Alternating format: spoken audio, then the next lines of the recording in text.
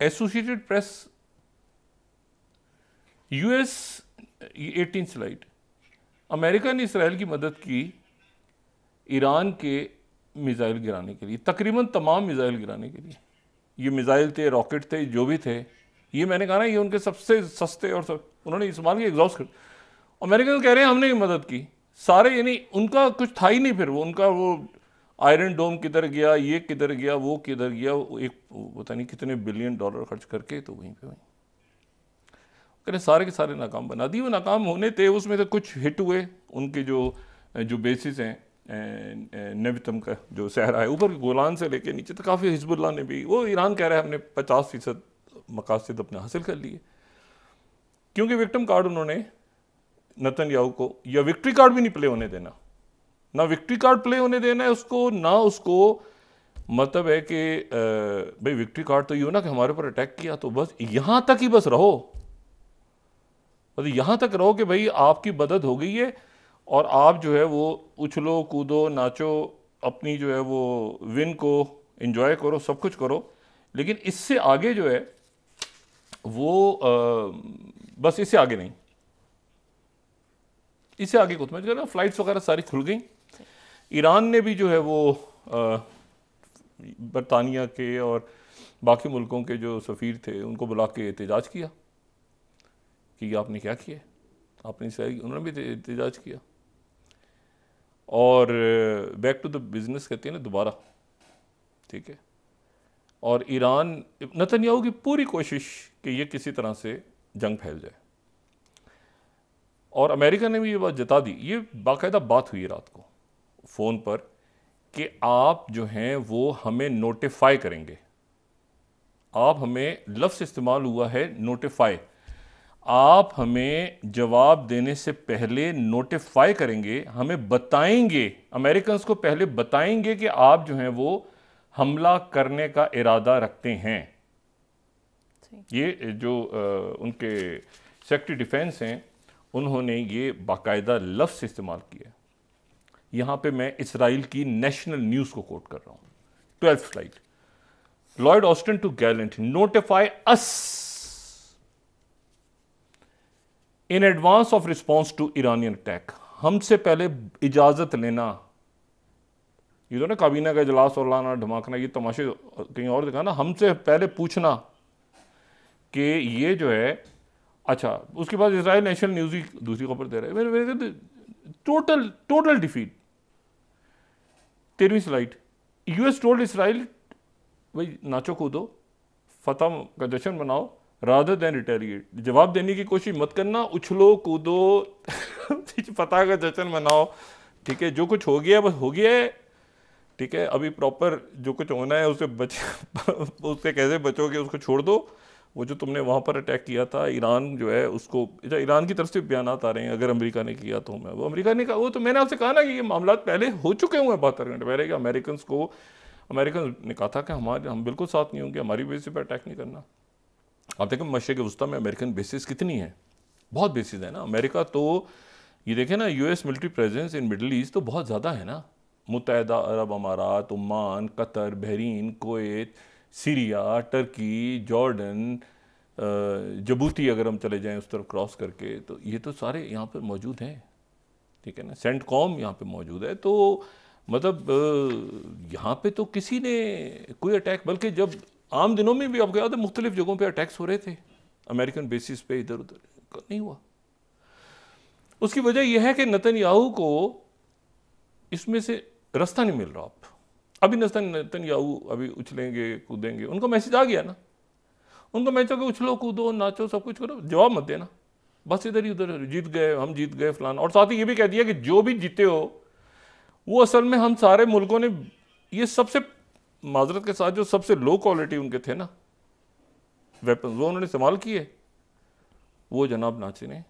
ये नहीं आप सोचें अगर, और वो कह रहे हैं कि अगर हम ना होते तो ये ना बचता इसराइल, ये भी कमाल देखें आप। तो अब तुम जाओगे तो हम साथ नहीं है, हमें नोटिफाई करके जाना। तो ये अजीब तमाशा है। आप तो सोचें, तसव्वुर करेंगे ईरान का एक वो बिल्कुल जो है ना छोटे लेवल का मिसाइल, मैंने कहा ना वो पुराना हो चुका हुआ है, वो 5 घंटे में पहुंचा वहां पे, वो उड़ा, वो रास्ते में इधर उधर, कोई पानी पिया रास्ते में, हाँ भाई मैं आ रहा हूँ, टीवी पे ऐलान हो रहा है, उधर इंतजार हो रहा है जी, जागे रहे रोज रात को, कब पहुंचेंगे कब पहुंचेंगे। उन्होंने कहा 1 मिनट ठहर जाओ, अभी एक एयरलाइन गुजर जाए, दूसरी इधर उधर इधर उधर, पता नहीं कहाँ से जाके टप हुआ, ये रास्ते में तबाह हो गए, किधर हुआ जरा ठीक है। उन्होंने कहा 99% नाकाम बनाती हूँ नाचने नतनी, अंदर से पता है कि रात को डांट पड़ी है, प्रॉपर डांट पड़ी है बाइडन की तरफ से भी। जो ये है ना कि नोटिफाई अस, ये आप अल्फाज देखें, Israeli news agency national news के, दोबारा देखें इसको, Austin to Gallant, notify us, exact जुमला कैसा है, notify in advance of response to Iranian attack. अच्छा अब ये है कि दो, अब जनाब वो सारे जहाज वगैरह परवाजें हो रही हैं, इराक के जो वज़ीर ख़ारजा हैं वो वहाँ पहुँच गए, और अब आ जाएँ वापस कि सीज़ फायर मुआहदे पे क्या करना है। मुसाद के सरबराह ने कुछ देर पहले कहा है कि बस ये जो होना था इतना ही हो गया, अब अगर इसराइल इसके बाद कुछ करेगा तो नहीं कर नहीं सकता। कल भी अमेरिका ने बता दिया जो कुछ किया वो हमने, बरतानिया ने, फ्रांस ने, पता नहीं आधी दुनिया ने मिलकर तुम्हें बचाया, वरना तुम फारिग थे। तो ये जो है, अच्छा CGTN ने ये खबर दी है, ईरान से 14वीं स्लाइड, ईरान से इसके तमाम पड़ोसियों को 72 घंटे पहले एडवांस में बता दिया था।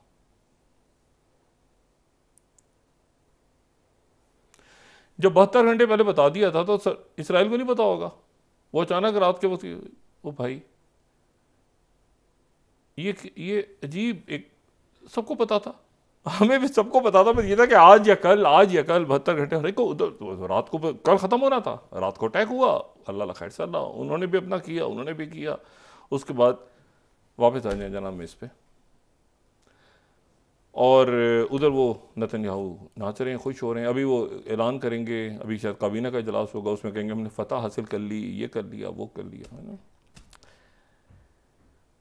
अब जनाब आ जाएं आप दोबारा, मोसाद के सरबराह ने कहा है कि जो हमास है, हमास और दोबारा कायरा में मौजूद हैं इस वक्त, एक टीम कायरा में मौजूद है, मोसाद की, अमेरिकन की, कतर और यूरोप, दोबारा उसे वहाँ पे मौजूद हैं। हमास ने मुकम्मल तौर पे इनका जो प्लान था वो रद्द कर दिया, और वो कंप्लीट सीज फायर की बात कर रहे हैं। अमेरिकन कह रहे हैं, बाइडन कह रहे हैं बकौल ये 13वीं स्लाइड के, कि रिटेलिएट मत करो, ये जो फतह तुम्हें दिलवा दी है हमने, जो ये दुनिया भर में तुम्हारा भरम हो गया है, जो तुम इसको भी एंजॉय, इसको बस टेक द विन, इसको बस इतना ही काफ़ी है बस, ठीक है। अच्छा अब मसला ये है कि अच्छा AP, उसके बाद 15वीं स्लाइड, इसराइल, ये कुछ देर पहले, Israel hills success in blocking Iran's, वो जनाब नाच कूद रहा है इसराइल, बाइडन अब डिप्लोमेटिक रिस्पॉन्स ढूंढ रहे हैं, जंग नहीं, डिप्लोमेटिक रिस्पॉन्स की तरफ बाइडन जा रहे हैं, ठीक है।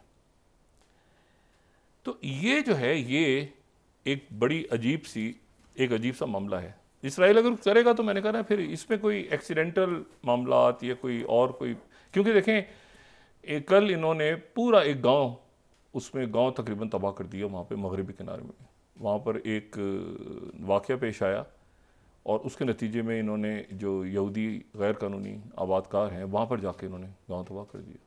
अच्छा जो इन्होंने कब्ज़े में लिया है पासदारान ने, जिसकी मैंने बात की थी कि उसमें 20 फिलिपीन के लोग हैं, उसमें 17 भारतीय भी हैं, 17 भारत के लोग भी उसमें हैं। वो मेरे ख्याल से भारत और ईरान के आपस में सफारती बात हो रही है, वो मेरे ख्याल से रिहा हो जाएंगे, फिलिपाइन वाले भी रिहा हो जाएंगे। लेकिन यह है कि वो पहले जो गैलेक्सी का हमला था वहीं पे, तो वो अब क्या पॉलिसी अपनाता है, ईरान और भारत के दरमियान क्या मामला तय पाते हैं। लेकिन मैं आपको सिर्फ एक बात ये बताऊं, पहली बात तो ये है कि मैंने अपने का टोटल स्ट्रेटेजिक डिफीट है ये जो मैं 2 मिनट सिर्फ लेके, मैं एक और बहुत हैरान कुन खबर है, मैं उसकी तरफ आता हूँ, हैरान कुन है वो खबर। लेकिन मैं आपको सिर्फ ये बताऊं, अगर मुझे थोड़ा सा 2-4 मिनट मिल जाए, मैं ये बात को देखें, ये सल्तनतें 100 साल पहले ना, ये सल्तनतें टूटी थीं, वो दोबारा अपनी शक्ल ले रही हैं। एक सिस्टम था 100 साल पहले, 100 साल, तकरीबन 100 साल पहले सल्तनत एम्पायर्स थी, सल्तनत उस्मानिया, ये पहली जंग अजीम से, सल्तनत उस्मानिया, ऑस्ट्रो हंगेरियन एम्पायर, फिर उसके बाद रशियन एम्पायर, ये पहली जंग अजीम की नज़र हो गए। उसके बाद जापान की सल्तनत, उसके बाद जो है वो जर्मन, ठीक है, उसके बाद ये सारी सल्तनतें जो हैं ये, और बरतानिया, ये सारे फारिग हुए दूसरी जंग अजीम में।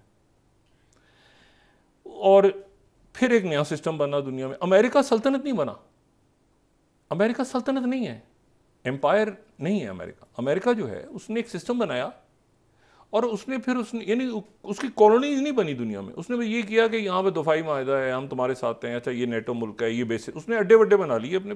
लेकिन वो जो एम्पायर का तस्वुर है ना, कि जो चाइना की एम्पायर है, ये इवन यहाँ हिंदुस्तान की एम्पायर यहाँ पे थी ना, ये ईरान की एम्पायर थी, एम्पायर कुछ और है।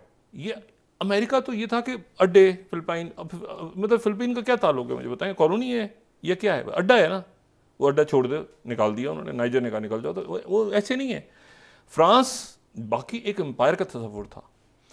अब मसला ये है कि वो तो उसके नतीजे में खाना जंगियाँ, बगावत, हमारी मर्जी की हुकूमतें, ये अच्छे काम भी किए बहुत ज़्यादा। वेस्टर्न जो आपकी वैल्यूज़ हैं, जो वैल्यू सिस्टम उन्होंने ज़बरदस्त दिया दुनिया को, एजुकेशन में, आपके कल्चर में, आपके ह्यूमन राइट्स पे जहाँ आवाज़ उठानी थी, यूनाइटेड नेशंस की मौसर, आपकी ये जो यूनिसेफ जैसे अदारे, वर्ल्ड बैंक ने सारा काम ख़राब नहीं किया, अच्छा भी किया, बहुत कुछ अच्छा किया। लेकिन ग्रेजुअली ये हुआ कि अभी ब्रिक्स और ये दुनिया जो आगे चेंज हुई, उसमें ये एक बड़ा अजब सा मामला है। देखिए एम्पायर्स की अपनी एक पुरानी, खुद अमेरिका जहाँ पर आया है वो भी तो वहाँ के ऐसे लोग तो नहीं है ना वहाँ पे, ये भी तो कॉलोनाइजर्स है ना, तो वहाँ पे तो उनको तो रेड इंडियन कह के, ठीक है ना। और मोहम्मद अली बॉक्सर थे, मोहम्मद अली क्ले थे, बड़े ज़बरदस्त बॉक्सर से हटके जो लीडर भी दुनिया के, उनका एक जुमला बड़ा इंटरेस्टिंग है। उन्होंने कहा था इस कदर नस्ल परस्ती है अमेरिका में कि यहां पर कहानियां भी ऐसी बनती हैं कि टार्जन जो है, टार्जन वो अफ्रीका के जंगलों में हीरो है लेकिन सफेद है। हीरो है अफ्रीका में जंगलों में है और सफेद है, सफेद फार्म है, और उसके दो जानवर हैं और दुश्मन उसके वो आदमखोर हैं और स्याफाम है। यानी उसने कहा कि टार्जन की स्टोरी इतनी एक नस्ल परस्त स्टोरी बनाई गई है, टार्जन का कैरेक्टर इतना नस्ल परस्त है कि जानवर सफेद फार्म टार्जन के दोस्त हैं, और जो जिनको हबशी या स्याफाम या जो भी लफ्ज़ इस्तेमाल हो रहा है वो आदमखोर हैं, वो इंसानों खाते हैं और जानवरों से भी बदतर हैं वो। यानी ये आप जरा देखें ना, पूरा एक माइंडसेट। ये टार्जन वार्जन फारिग हो गए ना अभी स्टोरी। यानी उस जमाने में टार्जन जब ये नस्ल परस्ती अरूज पे थी तो ये करैक्टर बने थे बच्चों के जहनों में डालने के लिए कि ये कितने गंदे लोग होते हैं जो स्याफाम होते हैं। इशू ये है सारा कि अब ये पूरा जो एक सिस्टम दुनिया में, ग्लोबल साउथ, आगे पीछे दाएं बाएं, अमेरिका के लिए ये बहुत इंपॉर्टेंट, जो मैंने कहा ना मेरे लिए समझ से बाहर है मेरी, कि आज ये क्या हुआ अचानक। ये देखें, एक हैं डैनियल क्रिंटन ब्रिंक, ये असिस्टेंट सेक्रेटरी हैं ईस्ट एशिया के, ठीक है, असिस्टेंट सेक्रेटरी हैं ईस्ट एशिया के। और ये जो हैं अभी परसों फिलिपाइन और वहाँ पर जापान के तो वज़ीर आज़म की बड़ी आवभगत हुई है वहाँ, और एक इत्तेहाद बनाए चीन के ख़िलाफ़। और आज होनी थी जंगी मशकें चीन के ख़िलाफ़, वो छोड़ दें। अब ये 29वीं स्लाइड आ गई है सामने मेरे, ये क्या है? मतलब ये असिस्टेंट सेक्रेटरी जो हैं भाई, ये चाइना क्यों जा रहे हैं? मतलब वैसे तो जाएं, हम थोड़ी हैं जो इजाज़त देंगे, हमसे पूछ के जाएंगे, मगर क्यों जा रहे हैं? एक सवाल तो खड़ा होता है ना भाई, क्यों जा रहे हैं?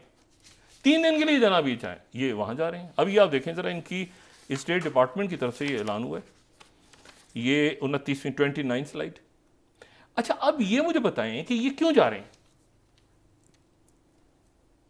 मतलब मैं एक सवाल उठा रहा हूं कि ये क्यों जा रहे हैं, क्योंकि उसकी वजह ये कि ग्लोबल टाइम्स ने इनकी आमद की, ये पहुंच गए। ग्लोबल टाइम्स ने एक अदारिया स्टोरी लगा दी है कि 31वां कि US sends senior diplomats to China after elevating defence ties. पहले तो चाइना के खिलाफ डिफेंस टाइज को ऊपर करके ले गए और फिर अपने अपने जो है वो डिप्लोमेट्स को भेज रहे हैं हमारे पास। अच्छा, वही डिप्लोमेट जो उस दिन उस खाने में मौजूद थे रात को, जो खाना जो रॉबर्ट डिनेरो वगैरह सारे आए हुए थे, जो हल्लड़ गुल्लड़ वो मचा हुआ था खाना। अब जापान और यानी वो किधर गए? इधर यूक्रेन, इधर नेतन्याहू को कहा है कि बस तुम नाचते गाते रहो इधर ही, ज़्यादा इसके बाद नोटिफाई अस, हमला करने से पहले। परवाजें शुरू हो गई हैं मशरिक वस्ता में, बैक टू नॉर्मल, और नेतन्याहू फंसे हुए हैं सुबह। अब जनाब फिर मुज़ाकरात, और फ़लस्तीनी वो तोड़ ताड़ के हज़ारों लाखों की तादाद में फ़लस्तीनियों ने वो खौफ ख़त्म हो गया ना होगा, ये जो रोकते हैं हमें जहन्नुम में जाएं, हम तो जाएंगे। अब वो उधर वो एक नहल ब्रिगेड खड़ी है, वो जनाब हज़ारों की तादाद है, उन्हें मारो गोलियाँ, मार सकते हो तो मारो।